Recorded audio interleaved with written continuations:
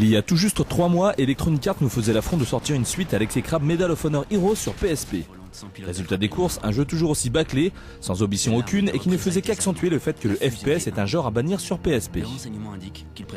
Malgré tout et faisant preuve d'une clairvoyance à toute épreuve, l'ex-leader du jeu vidéo adapte le jeu sur Wii. Avec la renommée de la console et profitant de ses faibles capacités techniques pour appâter le casual gamer, pas souvent très regardant sur la qualité d'un produit, il faut dire, il était évident que le portage sera bête et méchant. Allez, soyons honnêtes et réalistes 2 minutes.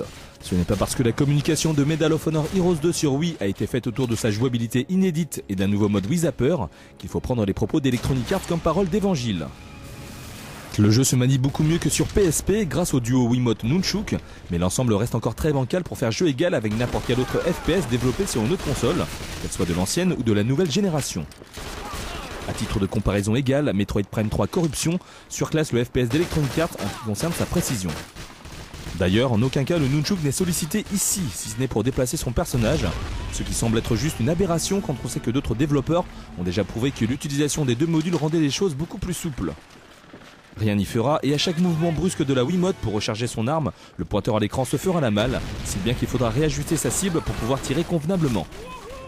Côté réalisation, il ne faudra pas non plus être très regardant, car étant un portage de la mouture sur PSP, Medal of Honor Heroes 2 affiche des graphismes qui sont loin de faire honneur à la Wii, même en faisant abstraction de ses capacités limitées de GameCube.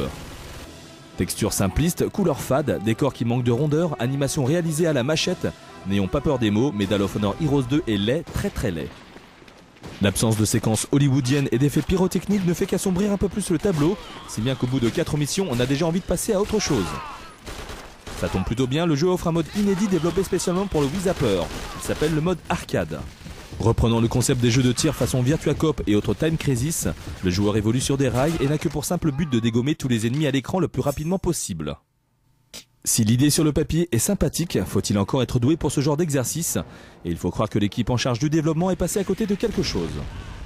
Bêtement, ces derniers se sont contentés de reprendre chaque séquence du mode campagne sans la moindre retouche, si bien qu'on se retrouve avec des ennemis qui tirent de tous les côtés, sans que l'on puisse se déplacer librement, ou par exemple se protéger des rafales de balles qui viennent des flancs.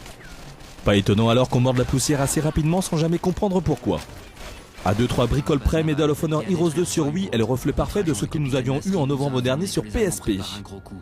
Graphisme laid, animation hachée, immersion inexistante, IA faiblarde, background qui tourneront.